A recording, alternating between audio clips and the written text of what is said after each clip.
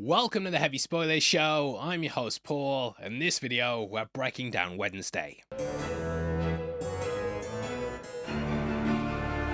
Wednesday 2 has finally dropped on Netflix, or as I like to call it, Thursday. Hey. No, but which moron writes this stuff? No, but it's Wednesday, and they released the first part of Wednesday, which will be concluded with part 2 on September 3rd. Season 1 went viral though, and I have to hand it to the streamer. They really brought this deathly family back to life. Season 2 once more takes us to the creepy and kooky Addams family, which is led by Scream Queen Jenna Ortega. This time we get to see more of the family, with Morticia and Gomez getting major scenes, as well as Pugsley making his mark on Nevermore Academy. It's a season filled with major Easter eggs, a gripping mystery, and some solid characterization. But with that ending, I guess it's never been more over for the Academy. We are of course going to be breaking it all down in this video, but with it being 3 years since season 1, I kind of want to give a quick recap of that before we get into this one, because I know some of you haven't even watched the season when you're watching this, you cheeky little buggers. Now, after possibly killing her school's water polo team, Wednesday was whisked off to Nevermore Academy. This is a place where the so-called outcasts are able to flourish away from normies, basically Hogwarts. While adjusting to no longer being the weirdest person in school, Wednesday started to investigate a series of gruesome murders. Eventually, she learned that a Hyde had been killing people near and on the school grounds. Now, it turned out that her love interest Tyler was the Hyde. Controlled by Marilyn Thornhill, she also had a secret identity. It turned out that Christina Ricci's character was actually a descendant of Joseph Crackstone. Ricci, of course, played Wednesday in the Addams Family films, and it was a nice little throwback. Another of which we get in this season as well. Either way, Crackstone was an evil pilgrim who persecuted outcasts similar to the Salem witch trials. He was eventually killed by Goody Addams and sealed in a crypt that used a bloodlock. Only the blood of her descendants on a blood moon can release this cursed Crackstone, which in this case was Wednesday. Thornhill's real name was revealed as Laurel Gates, and she used the Hyde to get the body parts and revive her ancestors. Turns out that her brother attempted to murder all the outcasts in 1990, but was killed after a jealous fit of rage at Morticia and Gomez leaving a dance together. Eventually, thinking she'd kill Wednesday, Gates then revived Crackstone, but Wednesday had been healed and, yeah, she basically stopped them. The curse was over, and it finally allowed Goody Addams to pass on to the afterlife. Wednesday saved the day and was left with Goody's spellbook, aiming to hone her own psychic abilities. However, that means the latter is no longer her spirit guide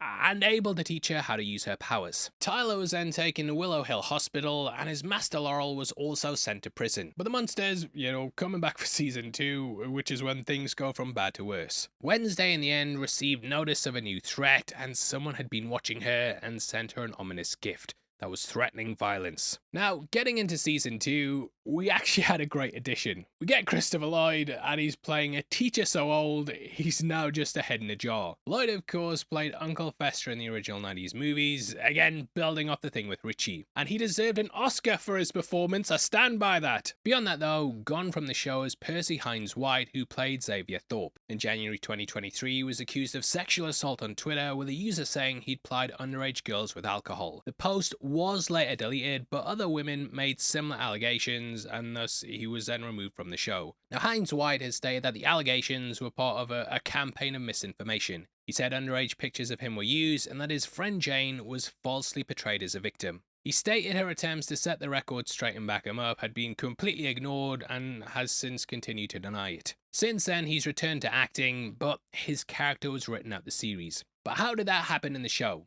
Well, in season 1, Xavier was accused of being the killer and subsequently arrested. When it was revealed that Tyler was behind the crimes, he was then released. But his father was furious at the false accusations, and he removed him from the school. This led to a major funding shortfall, as Xavier's dad was a major donor, which is why the new principal is having to go all out to raise funds. And also, I don't trust that sneaky new guy. Xavier was poochied to Reichenbach Academy in Switzerland though, which I also presume is a nod to Sherlock Holmes. Reichenbach Falls was where the detective supposedly died, along with his nemesis Moriarty. Considering the heavy literary influences on the show, I think that's a deliberate Easter egg. Either way, that's kind of all the stuff surrounding the series and how we got to where we are. I want to break the season down and discuss where we may be going next, but first, let's discuss that crazy ending. So season 1 ends with our girl Wednesday investigating a stalker, only to learn it's a fangirl and stumble upon a threat to steal the outcast's powers. We have a lot of threats leading into part 1, for example, her love interest Tyler's freed, a brain-eating former Nevermore student's on the run, and the principal's dodgy as hell and is definitely up to something. During the course of her investigation, her psychic powers also leave her with black blood dripping from her eyes. It appears to be an affliction that's affected her mother's side of the family, and her powers have become stronger due to using Goody's Book of Spells. We learn that her auntie, Ophelia Frump, had the same problem as well. By pushing her powers to the limits when she wasn't ready,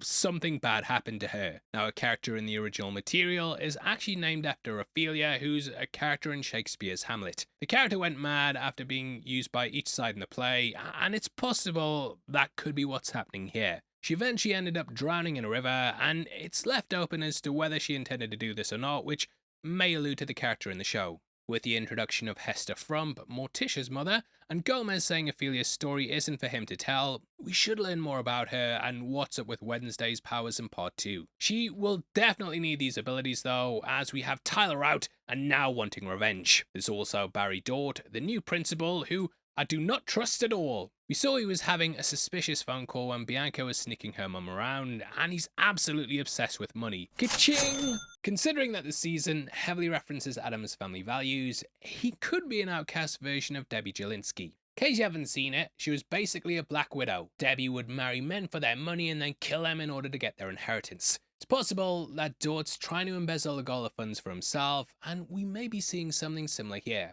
That's where we're heading towards with part 2, but let's recap how we got to that ending and also talk about some of the Easter eggs that we got along the way. Now, season 1 ended with the looming threat of a stalker after Tyler was locked up for good. So that was a fucking lie. Throughout season 2, Wednesday was threatened by this mystery person, and just like season 1, there were gruesome murders around town. In the opening episode, we saw crows killing people, which reminded me a lot of Alfred Hitchcock's The Birds. In the series, we're led to believe that the stalker's threatening Wednesday and controlling these creatures. Just to add more to the sophomore's plate, Wednesday's visions predict Enid dying and it being all her fault.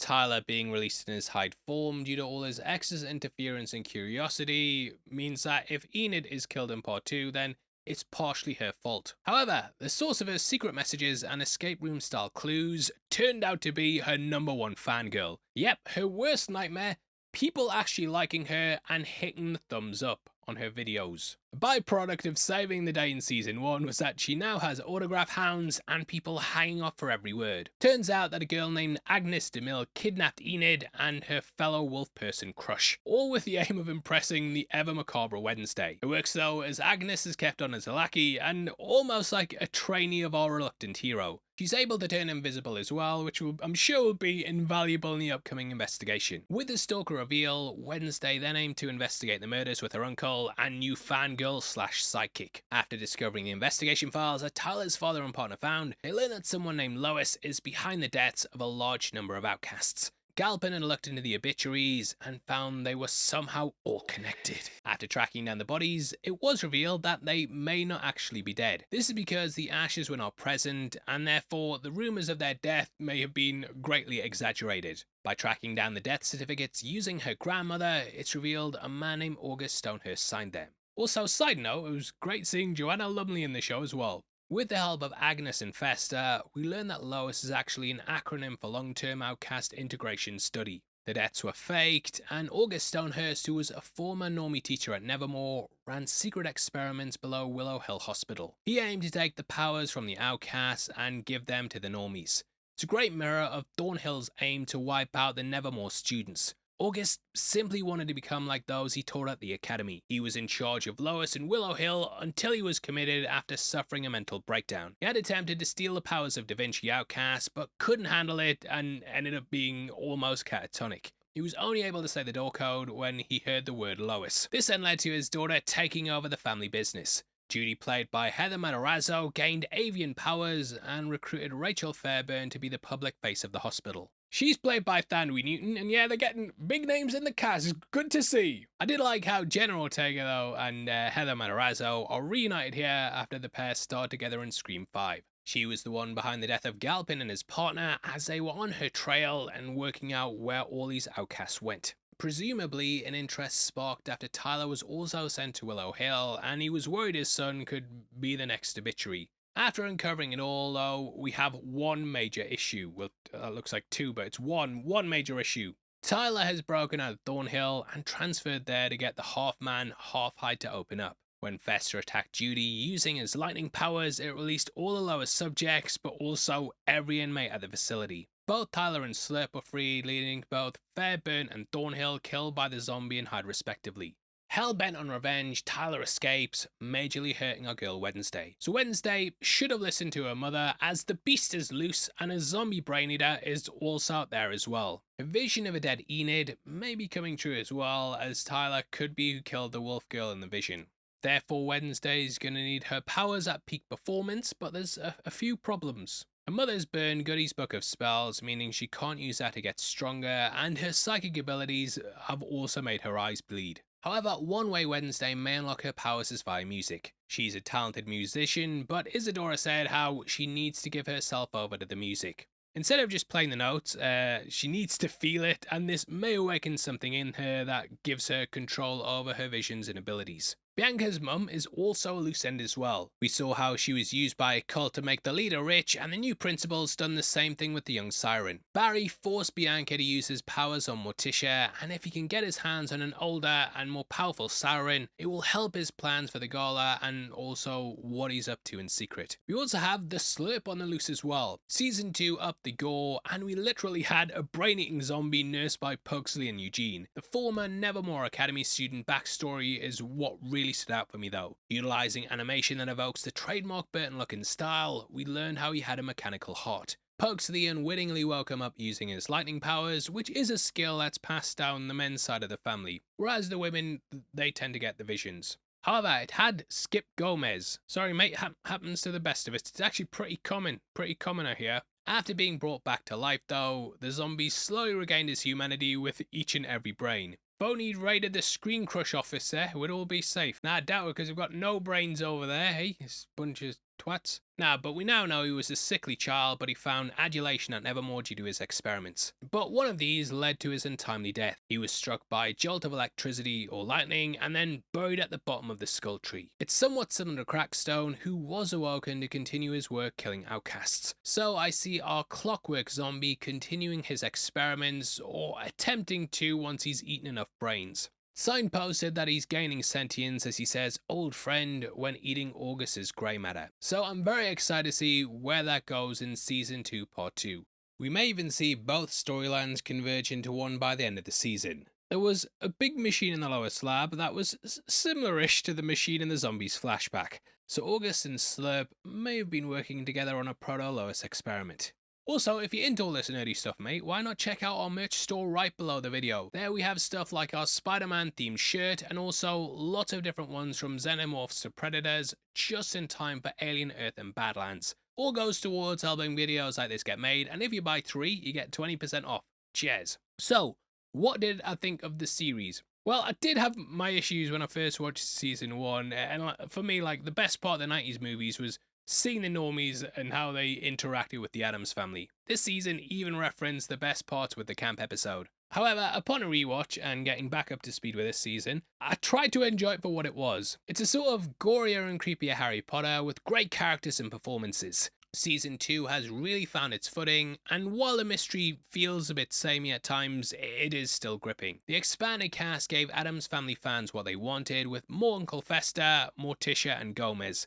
Not to mention Pugsley also having a solid B story that's equal or better to his sister's investigation. But yeah, they need to get the guy in more stuff because he's going to be about 45 by the time they get to Season 3. Jesus, they're growing up. It's like Stranger Things here. Clocking in at only 4 episodes as well for Part 1. I really wish Netflix would just stop this split season release. Pick a side, mate. Either do it weekly or release it in one go. 4 episodes are where things really start to get going, but it's also not enough to tell a full story.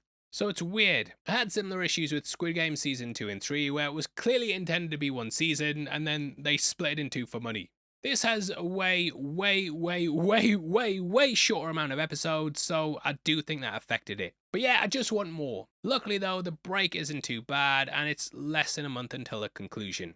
If Netflix can release these seasons before Pugsley turns into a middle-aged man, they could be onto something as big as Stranger Things. But yeah, it's a bit difficult to judge the season when it's only half of it, but it has done its job of getting me excited for part 2. Either way, that wraps up the video, and please drop a like and all your comments below. If you want to follow us on Instagram as well and keep up to date with what we're doing, then make sure you check us out at Heavy Spoilers. Also, just to let you know, I'm running a half marathon for the Newcastle Cats and Dogs Shelter, so if you want to donate to that, we're going to be doing it in September. Please click on the link below, as it really means a lot, and it's going to mean a lot to those good doggos and cats, so thank you for doing it if you've done it. Now, if you want something else to watch, you've got a breakdown on screen right now, going through something very new and fresh, I think. I might leave a video, actually I'll let YouTube decide what to show you there, and YouTube's telling you should watch it, mate, so you better bloody listen. Anyway, with that out of the way, huge thank you for watching this video. I've been your host Paul, you've been the best, I'll see you next time. Take care, peace.